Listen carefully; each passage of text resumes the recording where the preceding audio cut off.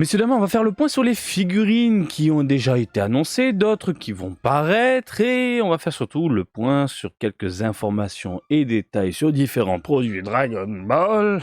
Oui, je deviens fou. Vous savez quoi, on passe directement à la seconde et on va au concret.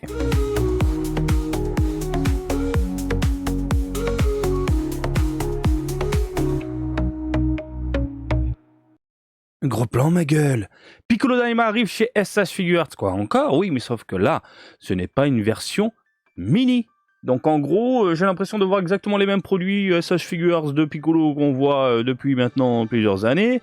Sauf que là, on a des teintes différentes dignes de Piccolo, j'allais dire non, de Daima. Et la cape est en tissu. Piccolo reçoit à nouveau le traitement SH Figuarts, cette fois avec un tout nouveau moule qui correspond à la conception de son personnage de l'anime à succès, Dragon Ball Daima. Donc, de ce qu'on peut en voir, c'est assez bien foutu et très représentatif de ce qu'on a vu dans Daima. Et en plus de ça, il n'a pas des pantoufles arrondies à la super et des semelles compensées. Cette figurine présente l'incroyable articulation que les fans attendent de la série SH Figuarts. Les vêtements de Piccolo autour de sa poitrine et de sa taille sont fabriqués à partir de pièces souples, ce qui permet de recréer toutes sortes de poses d'action dynamiques. À ça, les SH Figuarts, en termes de poses, de mouvements, voilà, c'est à toi de voir ce que tu fais, mais c'est souple, comme ils indiquent. Mais par contre, ça fait les culottes de Superman, ça fait les couillasses de Piccolo, enfin... Vous le savez, hein, moi les SH Figuarts, c'est pas mon délire. Par contre, question fidélité, visage et conception et proportion, rien à dire. L'intérieur de la cape signature de Piccolo utilise des fils pour que vous puissiez donner l'impression que la cape flotte au vent. Voilà, c'est propre. C'est propre, hein. Voilà, si vous faites abstraction des articulations ultra voyantes, c'est putain de propre. C'est putain de propre. Utilisez les pièces interchangeables incluses pour créer 3 expressions différentes avec Piccolo portant son turban et 3 expressions sans. Voilà, vous avez la possibilité de mettre, d'enlever, de mettre, d'enlever. Faites ce que vous voulez.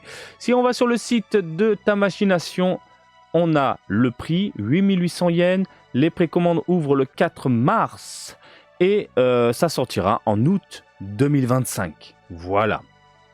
Donc comme on a pu le voir, on a les différentes poses, les différentes pièces, tout ce qui va bien. Les fans de Daima vont pouvoir se régaler. Et j'imagine, puisque là on nous sort des SH Figuarts adultes, on va bouffer du Goku et Vegeta, ce qui est tout à fait normal aujourd'hui en 2025 lorsqu'une série cartonne auprès de tout le monde. Auprès de tout le monde, non, sauf en France bien évidemment.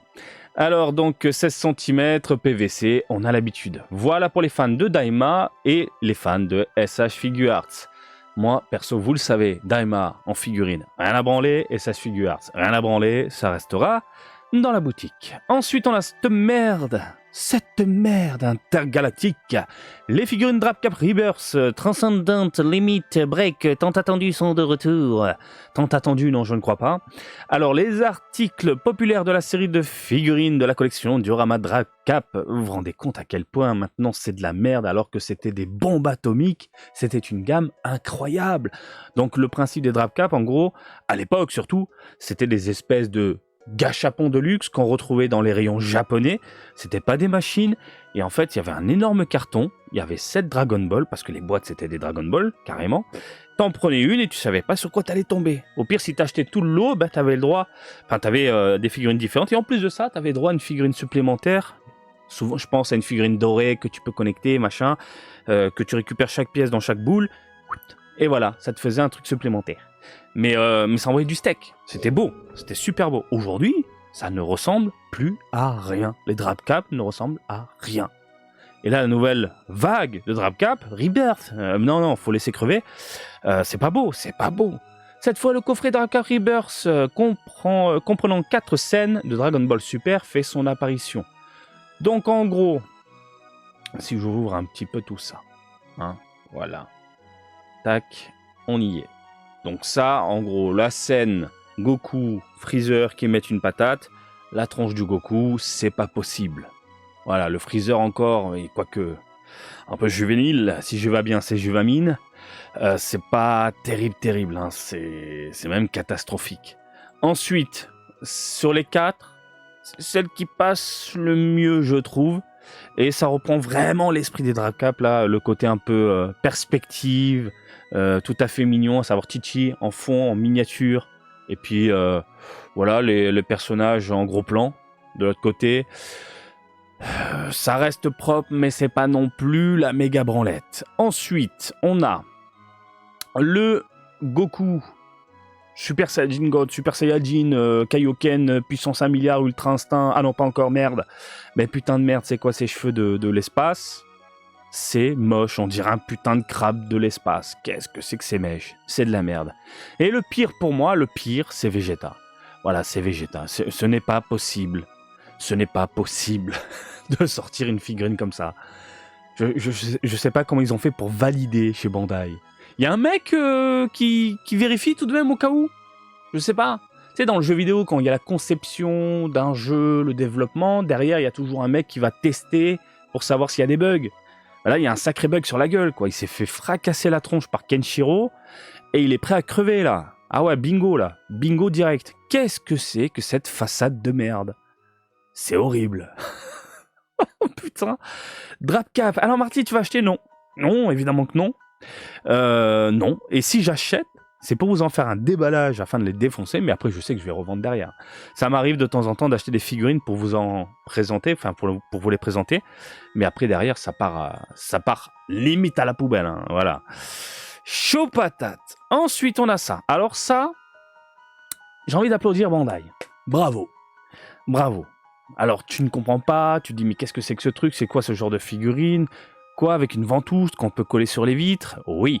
Alors, Tobimas Dragon Ball arrive. Dragon Ball arrive dans la série Tobimas. Les précommandes ouvriront sur divers sites d'achat en ligne au Japon à partir du 6 mars à 10h, heure locale. Donc, en gros, c'est ça. Ça, c'est une toute petite figurine chibi de nos héros préférés avec une ventouse que tu peux coller sur une vitre, etc. J'applaudis Bandai parce que au Japon, il y a eu beaucoup de fans qui se sont amusés à récupérer des WCF, donc une gamme qui est morte, quoique il y a le revival, mais tu payes une couillasse, c'est plus dans les game centers. Donc récupérer des WCF pour les accrocher sur les fixer sur des vitres, des fenêtres de train, pour donner cette sensation. Bah regardez, là, j'ai Goku sur Kinto-un en train de voler, t'as cette sensation de vitesse. Et ça faisait un petit peu le buzz autour du Japon. C'est-à-dire que beaucoup se sont mis à faire de ce type de vidéo. On récupère une figurine et hop, on fait des mouvements, etc. Et je crois que du côté nord-américain, il y a un mec, il avait mis Tao Pai Pai sur un drone et t'avais l'impression qu'il volait. Bah tiens, Bandai, j'imagine, autour d'une table, lors d'une réunion, s'est dit, bah, vu que tout le monde en parle, et ça date maintenant, on va sortir les figurines. Mais fallait sortir avant, du coup. Et donc, ils nous sortent, voilà, 6 figurines à ventouse. Donc après, ça reste mignon, ça reste très basique. Hein, faut pas se prendre la tête, hein, c'est vraiment un truc que tu peux mettre dans la poche. C'est ça que je suis en train de te dire. Hein. Voilà, 5 cm le truc. Et en plus de ça, ça récupère un peu le design des WCF, à savoir les grosses têtes petits corps. Donc à partir de là, tu sais vraiment qu'ils sont en train de surfer sur la vague des vidéos qui cartonnaient en ce moment.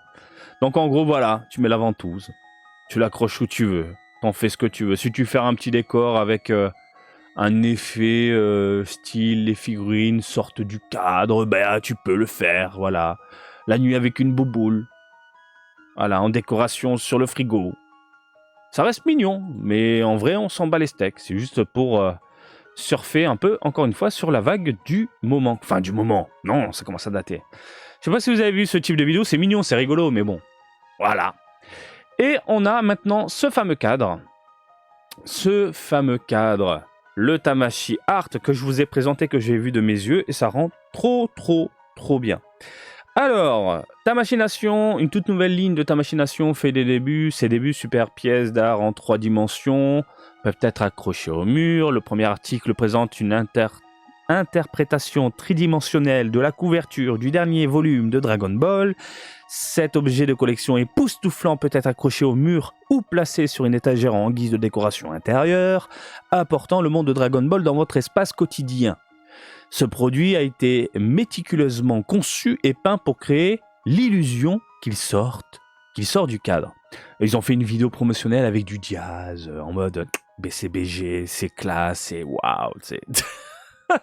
En gros, ambiance, tu t'assois dans ton canapé en cuir avec un petit verre de whisky et un gros cigare. Ah bah oui, Dragon Ball. Oh putain. Exposez-le en l'accordant au mur ou en le plaçant sur une étagère. Utilisant une technologie en instance de brevet, cet article est équipé de lumière LED à l'intérieur qui éclaire le cadre lorsque la surface est touchée.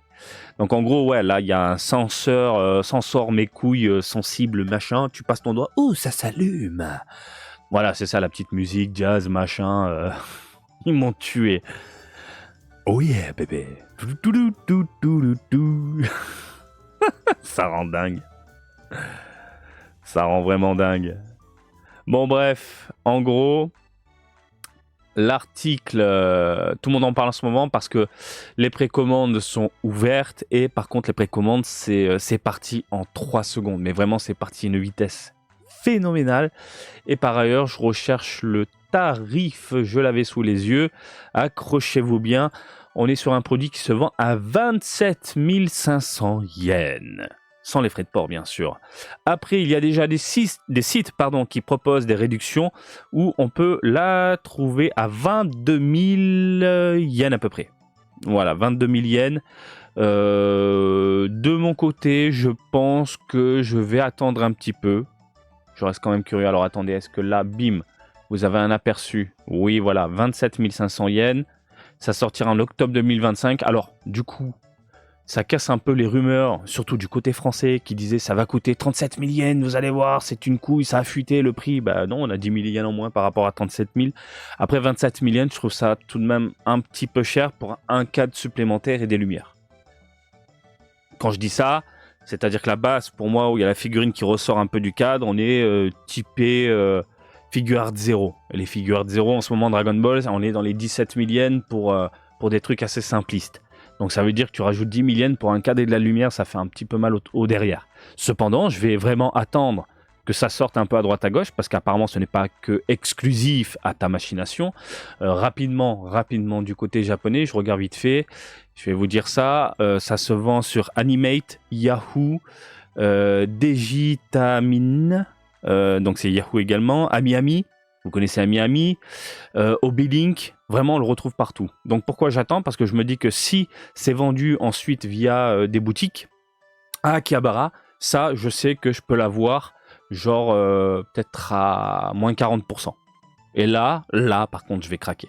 C'est pour ça que je ne succombe pas vraiment sur le site de ta machination.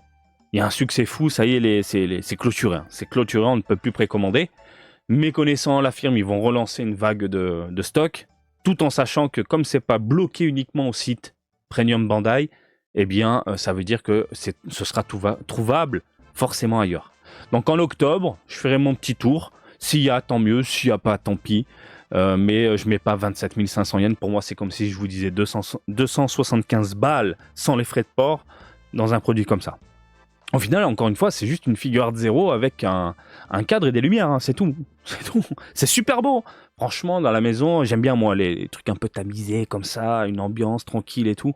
Mais pas ce prix. Faut pas déconner. Ça, je mets... Allez, je mets 19 000. 20 000 grand max. Ouais, c'est pareil, Marty, 19 000, 20 000. Oui, allez, 20 000 grand max. 20 000 grand max. Donc tu m'enlèves 75 balles, oui, je le prends. Donc je verrai en octobre, vu qu'encore une fois, c'est disponible absolument partout sur les différentes boutiques en ligne.